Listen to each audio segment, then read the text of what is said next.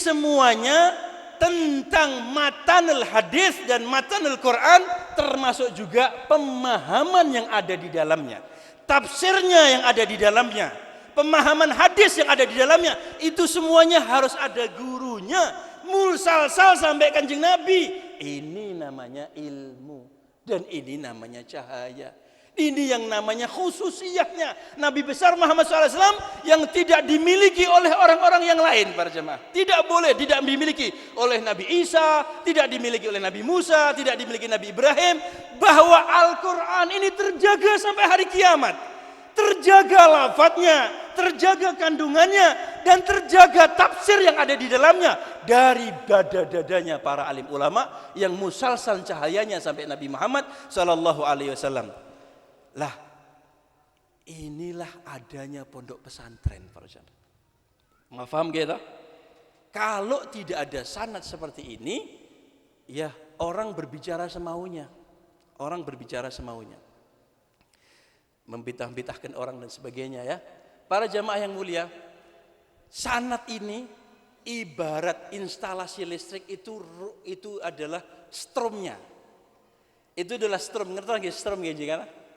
Jenengan ngertos niki enten kabel, niki saat niki enten mic niki enten kabelnya nyambung ke amplifier itu nyambung ke napa menika ke stop kontak niku ada kabel di dalam tembok niku nyambung sampai ke pusat yang atasnya, sampai asa itu nyambung sampai ke generator utamanya. Mungkin di sini dari pundi niki gedung Ombo napa pundi kalau mboten ngertos, tenaga uap atau tenaga turbin air nyambung. Kalau itu tidak nyambung, para jamaah, tidak nyambung. Walaupun ini baru, ini semuanya baru, amplinya baru, semua baru, tidak ada yang enggak baru. Tapi tidak nyambung kepada yang pertamanya, maka ini mejen kabeh. Gini betul? Tidak akan ada. Ada lahiriahnya, tapi orang nek ruhi. Ada lahiriahnya tapi tidak ada stromnya. Strom ini ora ketok. Jenengan tidak bisa membedakan antara kabel kuning sing enek strome lan kabel kuning sing ora enek strome. Ngertos napa mboten? Mulane tukang listrik enek taspene. Gitu kan? Taspene disogokke. Oh sing murup enek strome. Sing ora enek murup ora enek strome. Gitu mboten? Karena matanya tidak bisa membedakan walaupun warnanya sama dan ada stromnya dan tidak ada stromnya. Ada tesnya, tes pennya itu. Ya, sama juga orang yang beragama berbicara ini, orang guru-guru agama atau tukang-tukang ceramah ini. Ya, orang-orang yang suka berfatwa. Ya kupluke bodoh. Sama-sama. Dia bicara Quran juga, dia bicara hadis juga, tapi ada ndak nur yang ada di dalamnya? Ada ndak sandaran sanad yang dia bawakan? Kalau tidak ada sanad di dalam kabarannya, maka ini nyun ngapunten bisa menjadi racun daripada masyarakat karena pemahaman yang salah. Paham napa mboten Bapak-bapak, Ibu-ibu? Saya kasih contoh bahasa Indonesia. Ya. Saya kasih contoh bahasa Indonesia, enggak usah bahasa Arab. Bahasa Indonesia dan perintahnya sekarang. Kalau bahasa Arabnya Rasulullah, Quran dan hadis itu 1400 tahun yang lalu. Ya. Pasti harus memerlukan ilmu-ilmu yang panjang. Sekarang bahasa Indonesia saja.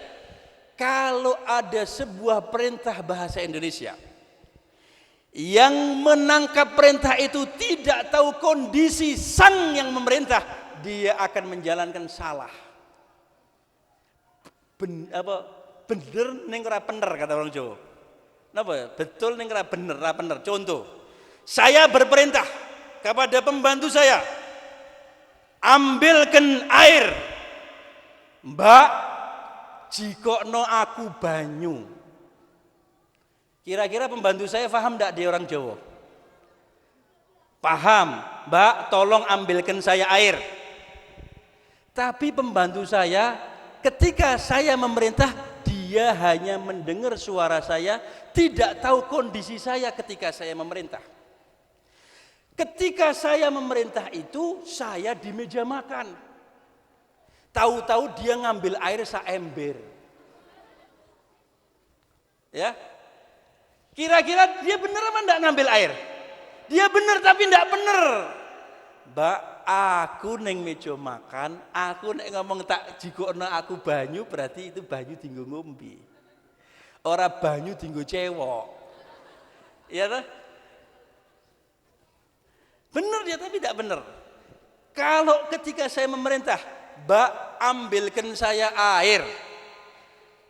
Dia ngambilkan air 1 gelas dengan saya. Padahal saat itu saya di kamar mandi. Berarti keran kamar mandi itu habis airnya. Saya minta untuk diambilkan seember. Diambilkan dia 1 gelas panas sisan. Kira-kira dia benar loh dia jalan, tapi tidak benar. Kenapa? Karena dia tidak tahu saat apa saya bermerintahkan. Ini bahasa Indonesia loh. Dan ini perintah baru loh. Jadi inilah rancunya kalau orang belajar hadis dan Quran tidak tahu sanadnya, maka tidak akan bisa paham menjalankan tepatnya apa yang dikehendaki Rasul sallallahu alaihi wasallam. Maka ada ilmu namanya asbabul wurudul hadis. Ya, orang yang paling ngerti Al-Qur'an itu Rasulullah. Orang yang paling tahu Rasulullah itu sahabat. Orang yang paling tahu sahabat itu tabi'in. Orang yang paling tahu tabi'in itu tabi'in. Demikian nyambung-nyambung sampai pada para kiai sekarang. Kalau tidak ada sambung-sambungan seperti ini, salah kabeh. Salah kabeh. Itulah akhirnya terjadi perbedaan pendapat yang tajam sampai orang mengkafirkan orang lain, memusyrikkan orang lain. Loh maca tahlilan kondone haram, kondone bid'ah. Bahkan bisa masuk neraka karena inna syarrul umuri muhdatsatuha wa kullu muhdatsatin bid'ah wa kullu bid'atin dhalalah wa kullu dhalalatin finnar. Selalu hadis ini dibawakan kepada orang-orang yang selalu berfatwa bid'ah dan musyrik. Gimana betul? Yang paling jahat-jahat perkara ini yang paling baru, dan setiap yang baru itu bid'ah, dan yang bid'ah itu adalah dhalalah, dan dhalalah itu finnar. Maka dengan cara omongan seperti diambil ini reteleknya hadis bahwa tahlil tidak pernah dilakukan Rasulullah, maulidan tidak pernah dilakukan Rasulullah, peringatan Isra Mi'raj nuzul Quran tidak pernah dilakukan Rasulullah, ziarah kubur tidak pernah dilakukan Rasulullah, ya, orang selamatan kondangan tidak pernah dilakukan Rasulullah. Maka akhirnya karena tidak pernah dilakukan Rasulullah, dianggap itu barang yang baru. Yang baru menurut retelek daripada hadis ini adalah bid'ah. Yang bid'ah itu sesat, yang sesat itu masuk neraka. Maka sing kondangan masuk neraka, sing tahlilan masuk neraka, sing maulidan masuk neraka. Ngedum-ngedum neraka namanya orang itu, ya. Padahal para jamaah yang mulia, menurut para alim ulama musalsal dari dulu sampai sekarang ini, yang dilakukan yang namanya bid'ah itu bukan segala sesuatu yang tidak pernah dilakukan Rasulullah. Tetapi yang namanya bid'ah itu segala sesuatu yang baru yang bertentangan dengan Al-Quran dan hadis. Faham Ramadan? Karena Rasulullah itu meninggal dunia meninggalkan Al-Quran dan hadis. Meninggalkan Quran dan hadis. Maka induk daripada hukum Islam dari Quran dan hadis dan pemahaman para alim ulama. Jadi kalau bertentangan dengan Quran hadis baru namanya bid'ah. Tapi kalau tidak dilakukan oleh Rasulullah tapi tidak bertentangan dengan Quran hadis walaupun tidak dilakukan Rasulullah, tidak yang namanya bid'ah. Para jamaah yang mulia, kalau dasarnya bid'ah itu didasarkan dari yang tidak dilakukan Rasulullah, sing ratau dituntun ke Rasulullah bid'ah, nyun ngapunten, sing berfatwa orang itu juga bid'ah juga. Orang itu berfatwa, dia sendiri terperangkap dengan bid'ahnya, jadi masuk neraka juga, sampai bareng mas. Iya, contoh saya sekarang, saya contoh, organisasi Islam pernahkah dilakukan Rasulullah? Muhammadiyah, Rasulullah pernah bikin organisasi Islam yang namanya Muhammadiyah. Rasulullah pernah membuat organisasi Islam yang namanya Nahdlatul Ulama. Rasulullah pernah mengadakan organisasi Islam yang namanya MTA. Namanya apa sajalah, pokoknya organisasi Islam yang ada ADART-nya, yang ada badan hukumnya. Pernah dilakukan Rasulullah? Tidak pernah. Berarti itu juga bid'ah semuanya. Masuk neraka kabeh kowe Mas. Wong MTA, wong Muhammadiyah, wong NU, wong LDI kabeh masuk neraka. Ya toh? Pertama, yang kedua, pernahkah Rasulullah membuat pondok pesantren? Sistem pendidikan yang digelar Rasulullah di Madinah Munawwarah atau di Makkah Mukarramah, pernahkah Rasulullah membuat pondok pesantren? Pondok pesantren Muhammad bin Abdullah ada? Tidak ada. Tidak ada. Pendidikan pondok pesantren tidak ada. Berarti pondok pesantren bid'ah semuanya. Kalau nggak ini kan urusan dunia, mana mungkin pondok pesantren urusan dunia? Pondok pesantren urusan agama, urusan mendidik manusia, agama, Quran dan hadis. Pertama, yang kedua, pernahkah Rasulullah membuat panti asuhan yatim piatu? Tidak pernah. Karena dulu kalau mengikuti Rasulullah, panti asuhan itu aslinya dididik di rumah, bawa anak 3-4 orang anak di rumah, anak di seolah-olah dibesarkan, diajak di rumah. Nah, begitu itu. Tapi kalau diasramakan, ada pengurusnya, ada yayasan yang tidak pernah ada Rasulullah di zamannya. Betul nggak betul? Berarti yang bikin panti asuhan, pengurusnya, pendaturnya bun rokok kabeh. Wani ngomong kayak gitu, Mas. Lebih jauh daripada itu jangan ngapunten. Pendidikan agama. Apa niku jenenge? Mawat apa? Bidang studi agama itu banyak yang tidak ada di zaman Rasulullah. Contoh, mustalah hadis, usul fikih itu apa ada di zaman Rasulullah? Usul fikih itu penemunya Imam Syafi'i, Pak. Ilmu usul fikih itu yang menemukan Imam Syafi'i. Beliau itu lahir 150 Hijriyah. Rasulullah itu meninggal 11 Hijriyah. Jadi kurang lebih 150 tahun Imam Syafi'i lahir, Rasulullah wafat. Dan beliau setelah sekian tahun, beliau menemukan usul fikih, cara istimbat hukum dengan usul fikih dengan kitabnya Ar-Risalah. Maka pencetus usul fikih Imam Syafi'i. Saat ini teng pondok pesantren itu termasuk orang-orang yang bilang bid'ah itu. Dia bicara, dia belajar usul fikih. Berarti dia belajar bidang studi agama yang tidak pernah diajarkan Rasulullah. Penemu Imam Syafi'i. Betul enggak? Mulbun rokok jenengan Mas juga. Mustalah hadis itu yang membuat Umar bin Abdul Aziz, Ibnu Sirin, baik dirayah ataupun riwayatnya. Di zaman Rasulullah hadis tidak boleh ditulis. Betul? Hadis tidak ditulis karena tidak menyamai Al-Quran. Tapi hadis dihafal oleh para sahabat-sahabat Rasul. Dan setelah Umar bin Abdul Aziz beliau menjadi pemerintah khalifah, beliau mikir kalau orang oleh ditulis, orang oleh dikumpulke, engko nek ulama-ulama penghafal hadis ni sedo, sopo sing iso maca hadis. Akhirnya dikumpulkanlah oleh Umar bin Abdul Aziz, maka dijadikan ilmu hadis baik secara dirayat ataupun secara riwayat. Berarti sekarang orang yang belajar hadis dia juga belajar bid'ah karena tidak pernah dituntunkan Rasulullah. Wani ngomong kayak gitu. Jadi hati-hati nek ngomong tuh. Lebih jauh kawe itu, nyuwun ngapunten, Al-Qur'an sing dicetak ning Saudi sing jenengan waca niku nggih bid'ah. Kalau ngikuti definisi orang itu loh. Definisi orang itu kan katakan segala sesuatu yang tidak pernah diajarkan Rasulullah, yang tidak pernah dituntunkan, yang tidak pernah diamalkan Rasulullah itu bid'ah. Pencetakan Al-Quran yang sekarang kita baca apa pernah diajarkan Rasulullah seperti itu, Pak? Coba. Jenengan mang tindak Turki, napa jenengan tindak Madinah besok neng haji neng umroh di Madinah Munawwarah itu di bagian kiri ya, kalau dari pintu utama di bagian kiri itu ada museum Al-Quran. Lihat Mas. Museum Al-Quran di situ akan ada tulisan Al-Quran di zamannya Sayyidina Utsman bin Affan. Namanya Mushaf Utsmani. Utsmani. Tulisan Al-Quran yang ada di situ baik yang di Madinah ataupun di Turki yang asli di pelepah-pelepah kurma yang ditulis oleh Nabi dan para sahabatnya, ditulis oleh sahabat di depannya Rasulullah, ini ditulis tanpa titik, Mas. Quran tidak ada titiknya. Jadi nek nulis bismillah itu ngeten iki, cet. Untune ora enek sini. Jadi kan nek nulis sit kan enek untune toh. Cet gitu ya. Ini tidak ada situ. Kotak-kotak gitu.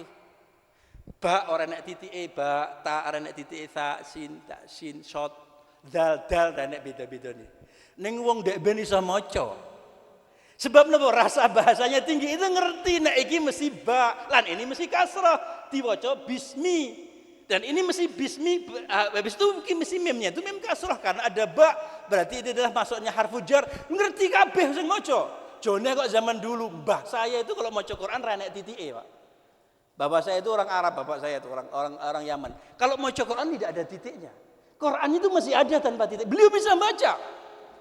Akhirnya ketika Hajjaj bin Yusuf menguasai Baghdad, gubernur di zamannya Muawiyah itu, di zaman Bani Umayyah, menguasai Baghdad dan Islam menyebar kemana-mana. Dipikir sama Hajjaj bin Yusuf, iki nek Quran ora nek titike, wong ngendi-ngendi sing dudu wong Arab ora usah bakal maca, ora iso maca, ora iso beda-bedake ba endi ta endi sa endi sin di shin sod tidak bisa maca.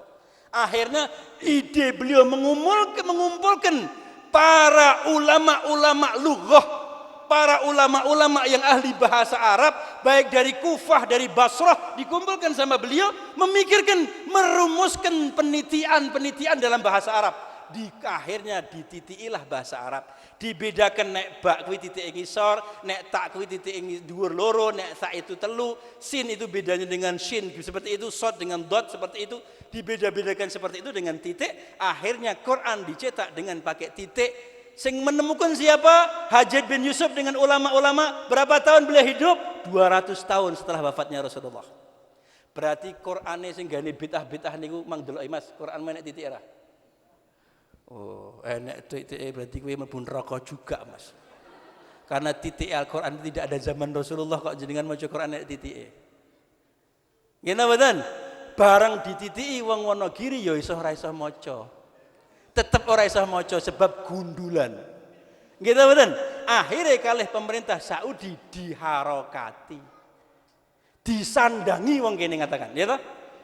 Enek bak kasroh bi, sin sukun bis, min kasroh mi, bismi. Enek fathahe, enek kasroh, enek sukune, enek domai, enek tanwinnya seperti itu. Itu baru kira 100 tahun atau 200 tahun yang lalu itu pengharokatan Quran. Ning di kitab-kitab kuning ora nek harokat ijtihad. Quran karena supaya menjaga kemudahan orang membaca diharokati jadi lebih baru lagi. Niku sing ngene bid'ah-bid'ah. Delok Qurane. Mas, enek titike lan enek harokati. Dadi bid'ahmu ping pindho nerakamu tingkat loro. Kowe karo aku sampyuh. Aku bid'ah, aku mlebu neraka gara-gara maulid, gara-gara tahlilan, kowe mlebu neraka. Qur'anmu kowe jalekke kowe mlebu neraka juga. Jadi hati-hati, inilah orang yang berfatwa tanpa guru. Gurunya radio mungkin. Ya toh? Atau gurunya TV. Ya, atau gurunya kitab. Guru itu digugulan ditiru. Ya, namanya guru itu digugulan ditiru. Gurunya ini juga punya guru terus nyambung sampai Kanjeng Nabi SAW. Kalau hanya punya satu guru ini saja, guru ini gurunya dulu siapa? Ini guru dulu siapa? Dilanjut ke apa punya sanad ini orang. Hati-hati loh. Nek keliru ahli dalam kedokteran pun bisa bahaya gitu. Wong dudu ahli bedah kok jenengan kan bedah anak jenengan wani jenengan. Iya, ndak wani, mati ku anakku gitu di bedah. Walaupun dia hafal teori kedokteran sampai ngelontok dia punya kepala. Hafal teorinya tapi dia bukan dokter, tidak akan berani dan ditangkap polisi dia. Walaupun dia sarjana hukum, S3 sekalian dan tapi dia tidak punya SK sebagai seorang hakim, tidak boleh wong bedok pitik dihukumi aku profesor dokter ahli hukum. Nek ngene menurut KHP ngene iki wong pitik ini dicetoti mamanya. Tidak boleh dia ditangkap polisi karena dia belum punya SK. Jadi semua ini ada kode etiknya lah. Iki agama loh, gadane Gusti Allah loh. Jenengan kok ngendika tak ada aturannya, tidak boleh. Akhirnya bikin kisruhnya menungsia. Para jamaah yang mulia, inilah sedikit saya sekelumit ke arah itu supaya kita hati-hati dalam nitipkan anak masalah-masalah pendidikan dan pengajaran. Para jamaah yang mulia, terakhir daripada ceramah saya, nggih. Di dalam pendidikan pondok pesantren ini adalah menitik beratkan akhlakul karimah. Karena Nabi SAW mengatakan, inni bu'ithu liutammima makarimal akhlak. Sesungguhnya aku diutus oleh Allah Subhanahu wa taala untuk menyempurnakan budi pekerti yang luhur. Maka di akhlak di pondok pesantren inilah kita akan temukan akhlakul karimah. Karena di sini ada transfer kepribadian dan kesolehan seorang kiai ada di pondok pesantren. Yang kedua, sanad cahaya nabawi ada di pondok pesantren. Yang ketiga adalah di dalam pondok pesantren ini dididik orang itu mandiri. Dididik mandiri, langsung berinteraksi dengan teman-temannya. Di dalam nuansa Islam yang ada di pondok pesantren, sholat berjamaah, wiritan, ngaji, qiyamul lail, adab makan, adab tidur, adab pakai pakaian, adab dengan guru, adab dengan murid sesama, adab dengan masyarakat, dan lain sebagainya. Ini ada di pondok pesantren para jamaah. Selalu dimonitor oleh guru-gurunya, oleh kiainya. Inilah kelebihan yang ada di pondok pesantren. Untuk itu para jamaah yang mulia, alhamdulillah pondok pesantren sini bukan saja masalah diniyah diperhatikan, tetapi juga pondok pesantren ini ada madrasahnya, gitu. Ada tsanawiyahnya, ada aliyahnya. Berarti aliyah dan tsanawiyah di situ ada ijazah yang diakui oleh Departemen Agama. Bahkan mungkin diakui oleh Diknas juga, sehingga anak jenengan dapat dua, ilmu agamanya mantep, akhlaknya mantep, budi pekertinya luhur, isoh ngerti bekti karo wong tua, isoh ngerti keadaan-keadaan bagaimana untuk bergaul di tengah-tengah masyarakat. Lebih daripada itu, dia juga dapat ilmu pengetahuan umum yang sifatnya memberi bekal dia untuk maju ke universitas dan sebagainya, sehingga jadi sarjana yang bermanfaat untuk masyarakat. Para jamaah yang mulia, ini dua keuntungan sekaligus panjenengan dapatkan. Untuk itu, panjenengan masyarakat yang di sini jangan segan-segan untuk nitipkan anaknya di pondok pesantren macam seperti ini. Manfaatkan sebesar-besarnya. Manfaatkan sebesar, dan pondok pesantren di sini akan selalu berusaha untuk meningkatkan kualitas, baik kualitas pengajarannya, kualitas pendidikannya dan sebagainya, sehingga insya Allah dengan bekerja sama antara masyarakat dan pengelola pondok pesantren akan tercetaklah manusia-manusia yang berguna bagi nusa dan bangsa. Anak jenengan menjadi orang-orang yang punya budi pekerti luhur dan punya ilmu pengetahuan yang bermanfaat insya Allah dunia sampai akhirat. Sehingga iso ngerti piye bekti karo wong tuwa, iso ngerti nek jenengan nyuwun ngapunten, jenengan sedo iso diziarahi, jenengan sedo iso didongake, jenengan sedo iso disolatke karo wong tuwa. Kalau anak jenengan iki nggih, nek jenengan gadhe anak ora iso ndongake wong tuwa, duwe anak ora iso napa menika nyenengke atine wong tuwa, jenengan akan menjadi manusia yang sangat kecewa sekali, karena anak adalah harta benda yang sangat mahal sekali. Karena pendidikan, tempat pendidikan sangat-sangat sekali membentuk kepribadian seorang anak. Mulane ibu-ibu, bapak-bapak, jenengan piyambak juga harus berusaha mendidik anaknya di rumahnya. Mendidik anaknya di rumahnya harus menjadi manusia-manusia. Maka sebenarnya Madrasatul Ula ini adalah ibu bapaknya. Madrasatul Ula, ibu ini adalah madrasah yang pertama kali bagi anaknya. Anak iki nek mangan nganggo tangan tengen sebab diajari karo wong tuane. Anak iki nek koncone duwe panganan kon bagi, nak dibagi nak ya, koncone dicuwilke. Oh, anak diajari lomo. Diajari anak iki nek ngomong maca bismillah, bismillahirrahmanirrahim. Turu diceritake kisah-kisah nabi-nabi, diceritakan kisah-kisah para wali, diceritakan kisah-kisah orang-orang yang soleh. Kemudian baca doa, dia tidur terengang-engang melihat orang-orang yang besar, orang-orang yang dicintai oleh Allah Subhanahu wa taala. Bangun tidur doa, masuk kamar mandi suruh doa, pakai pakaian doa, terus diajari seperti ini. Maka akhirnya anak ini menjadi manusia yang terbiasa dengan hidup-hidup yang selalu doa kepada Allah Subhanahu wa taala.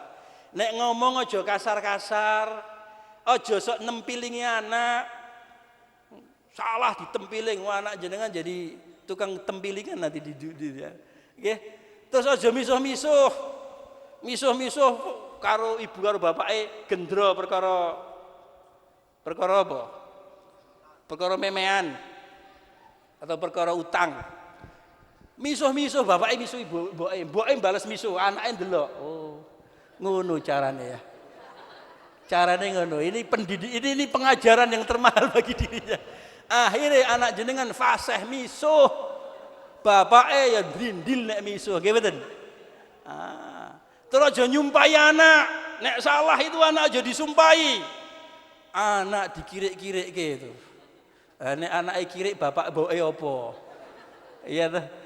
Kan bisa kan? Wah, di setan-setanke, di ngene-ngeneke ampun, Mbok, Bu nggih. Nek nesu aja nganti ngumpahi anak, diampet. Kula inget bapak kula niku nek nesu kalih kula. Nggih. Napa? Ngomong Allah yahfad mesti iki kalimat yang kalau biyen nesu. Ya momoin apa? Kula salat telat, dijak jamaah telat tekone. Utawa napa menika pernah saya dimarahi bapak saya itu saya main burung merpati, pernah ya. Ada burung merpati saya ngerogoh-ngerogoh waktu itu di Angkrem, bapak saya tahu, dipanggil saya, Allah yahfad, Allah yadik, kadang-kadang seperti itu. Allah yahfad niku napa? Muga-muga Gusti Allah njaga kowe. Itu nesune. Kadang-kadang Allah yahdik, mudah-mudahan Allah memberi hidayah kamu. Itu bapak saya kalau nesu getake seperti itu. Jadi api akhirnya kan didongake itu hidayah, didongake dijaga ke Gusti Allah, ya gitu. Lah nek awake dhewe niki nek nesu nggih ampun kados dibusake nek ngomong itu sing apik.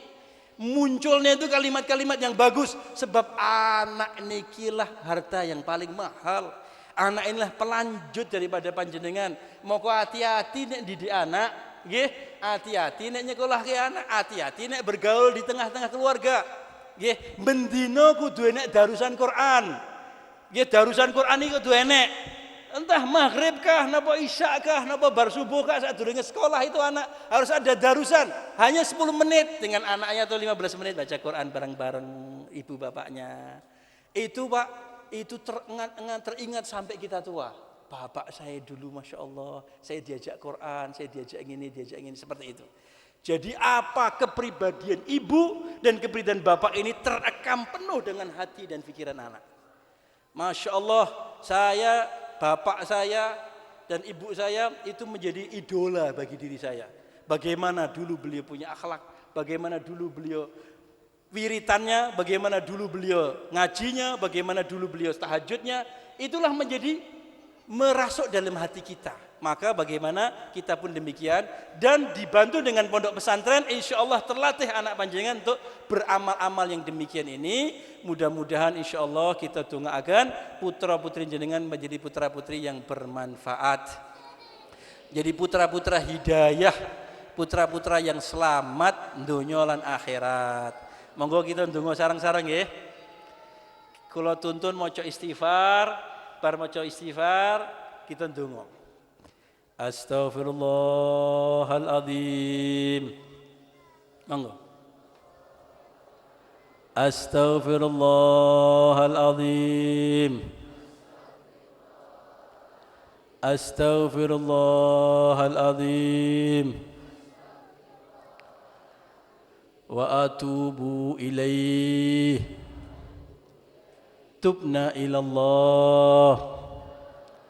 Tubna ilallah min jami'il ma'asi wadh-dhunub saghiriha wa kabiriha dhahiriha wa batiniha. Asyhadu an la ilaha illallah wa asyhadu anna Muhammadar Rasulullah. Afdalu ma qultu ana nabiyyin qabli. La ilaha illallah لا إله إلا الله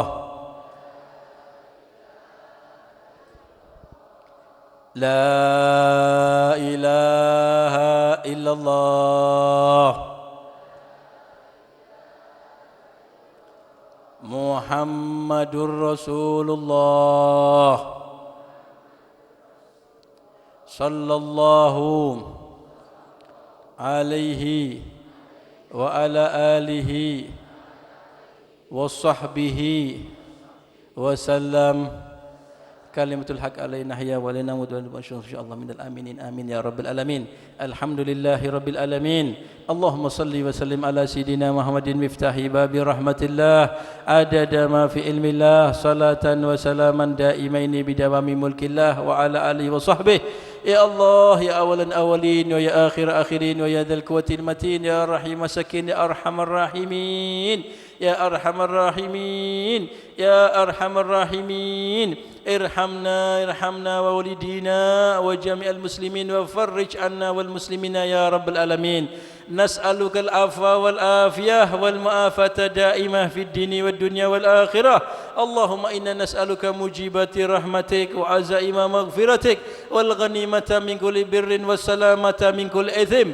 la tada' lana dhanban illa ghafartah wa la hamman illa farajtah wa la daynan illa qadaitah ولا مريضا إلا شفيته ولا جاهلا إلا علمته ولا ضيقا إلا وسعته ولا موتا إلا رحمته ولا حاجة من حوائج الدنيا والآخرة وهي لك رضا ونفي صلاة إلا قضيتها يا أرحم الراحمين يا مقلب القلوب ثبت قلوبنا على دينك ويا مصرف القلوب صرف قلوبنا إلى طاعتك اللهم كما أنعمت علينا بالإيمان فزدنا منه كما أنعمت علينا بالإسلام فزدنا منه كما أنعمت علينا بالآفية فزدنا منها كما أنعمت علينا بالأمور فبارك لنا فيه يا رب العالمين اللهم أمر أجسادنا بطاعتك وأمر قلوبنا بمحبتك وأمر أرواحنا بمعرفتك وأمر أسرارنا بمشاهدتك يا رب العالمين اللهم إنا نبات نعمتك فلا تجعلنا حصد نقمتك اللهم لا تحرمنا خير ما عندك للشر ما عندنا فضلا إحسانا اللهم إنا نسألك من كل خير أحاط به علمك في الدنيا والآخرة ونعوذ بك من كل شر أحاط به علمك في الدنيا والآخرة يا مالك الدين والدنيا والآخرة يا الله يا فتاه يا رزاق يا كافي يا غني يا مغني يا ودود يا الله يا حي يا قيوم أغننا بحلالك عن حرامك وبطاعتك عن معصيتك واغننا بفضلك عمن سواك يا رب العالمين يا الله kami mohon ya Rabbal Alamin ampunilah semua dosa-dosa kami ya Allah gugurkan semua kesalahan-kesalahan kami ya Allah dosa yang telah kami perbuat melalui tangan kami dosa yang telah kami perbuat melalui mata kami, dosa yang telah kami perbuat melalui telinga kami, dosa yang telah kami perbuat melalui perut kami, dosa yang telah kami perbuat melalui kaki kami, dosa yang telah kami perbuat melalui hati kami, dosa yang telah kami perbuat seluruh tubuh kami yang lahir maupun yang batin. Ya Allah, ampuni dosa-dosa kami ya Allah, yang lahir maupun yang batin, yang besar maupun yang kecil, yang kami sengaja maupun yang tidak kami sengaja ya Allah.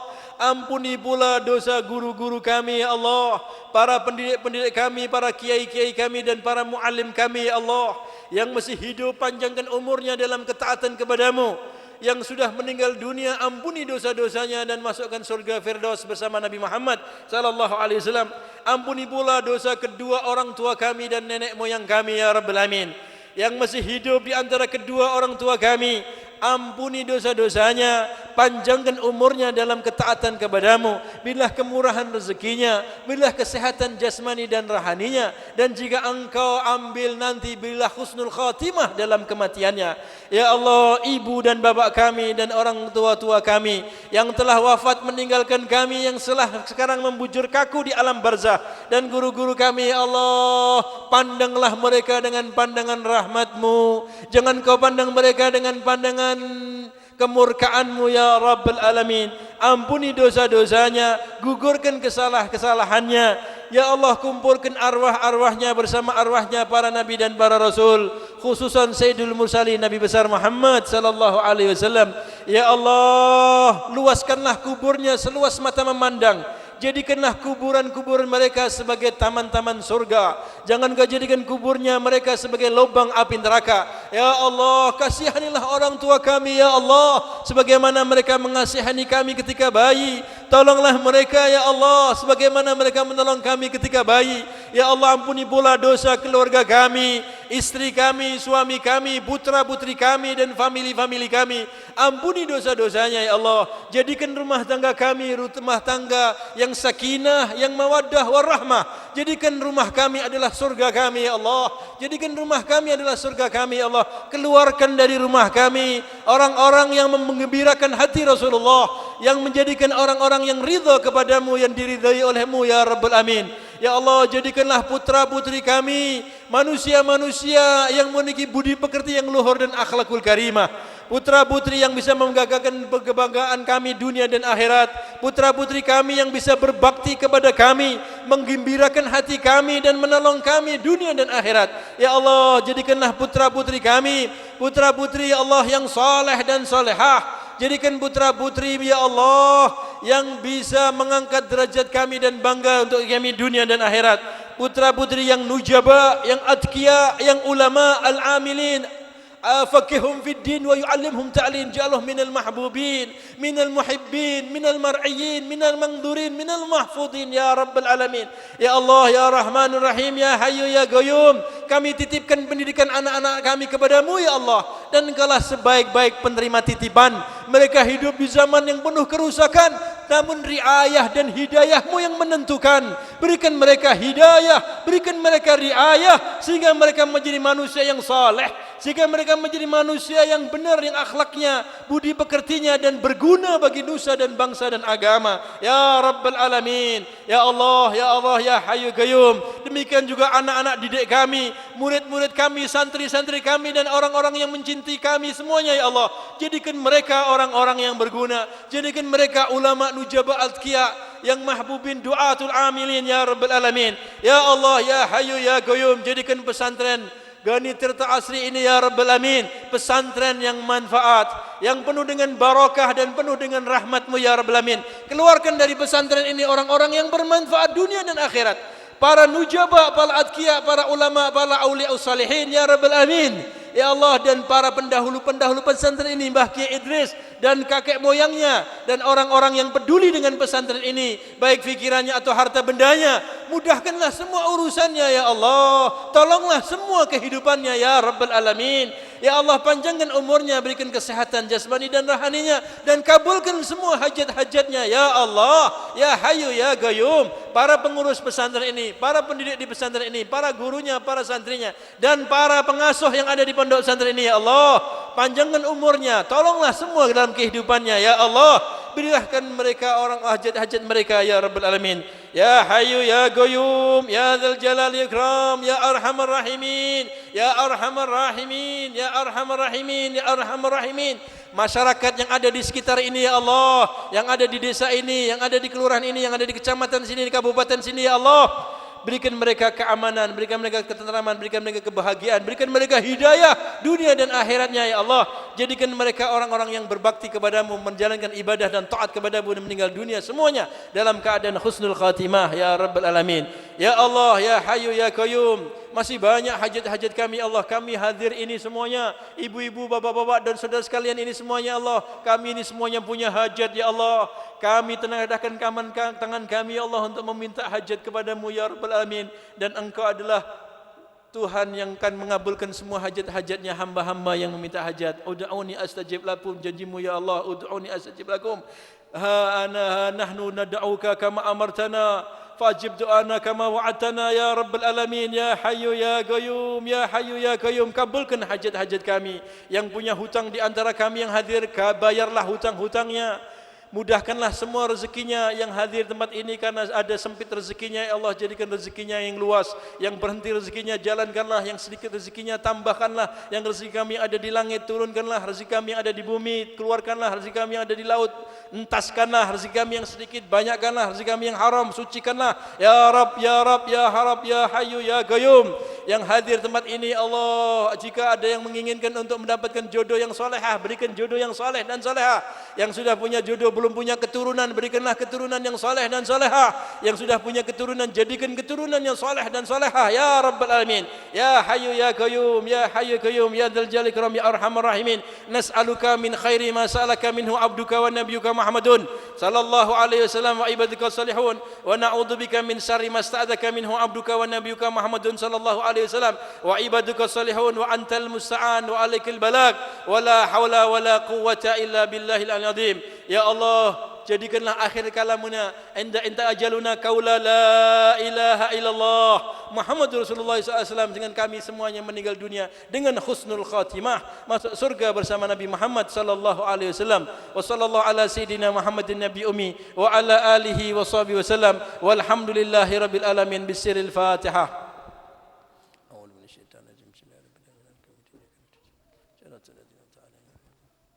Nyun pangapunten. Assalamualaikum warahmatullahi wabarakatuh.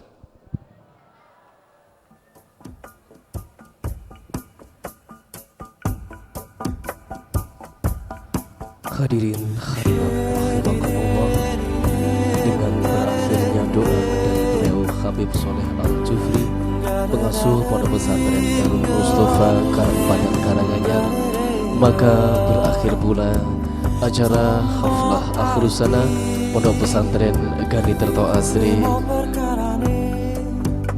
tahun 2010. Dan kepada para tamu undangan, mohon berkenan untuk dinarakan dalam untuk ramah tamah. Sekali lagi mohon kesediaan dari para tamu undangan, dari Musbika, dari PHI, dari MUI, dari kepala kelurahan dan sebagainya.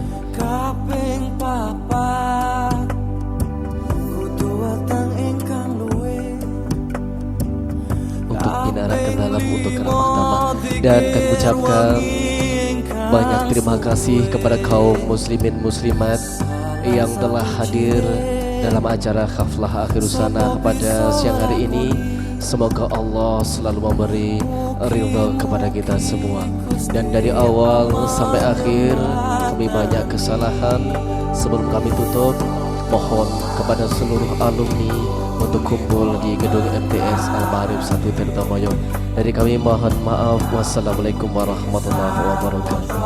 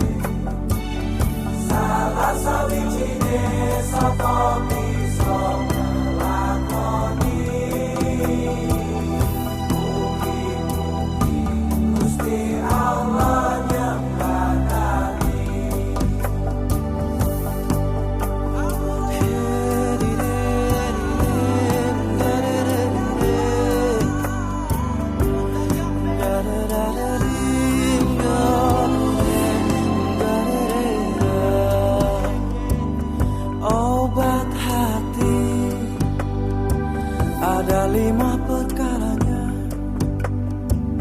Yang pertama, baca Quran dan maknanya. Yang kedua, sholat malam dirikanlah.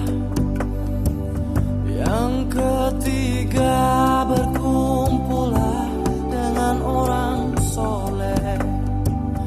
Yang keempat, berbanyaklah berpuasa. Yang kelima, zikir malam perpanjanglah. Salah satunya, siapa bisa menjalani? Moga-moga Gusti Allah